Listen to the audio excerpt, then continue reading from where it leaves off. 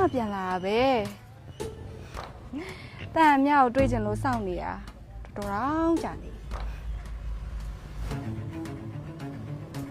တားမြောက်တွေ့ကြတော့အကိစ္စရှိလို့လည်းတဲ့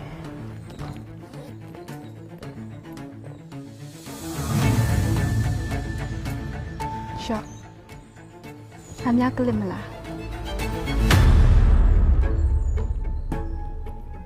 ဒါဘလို့တက်စီရောက်နေ မောင်ကားထဲမှာတွေ့ရလေတွေ့ချင်းနဲ့က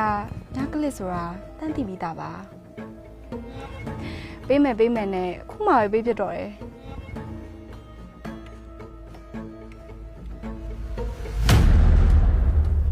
ဒီကလစ်ကအရင်မကြည့်ပါဘူးပြန်မပေးလိုက်ရပါတယ် အဲ့လိုတော့လည်းမဟုတ်ဘူးလေမြရဲ့ညတော့ရင်းမကြည့်ဘူးဆိုပေမဲ့တန်တော့ကသူများပစ္စည်းလေဖန်ရှိမှန်တည့်ရက်နဲ့ယူရမိပြီဆိုရင်အဲ့ဒါခိုးတာပေါ့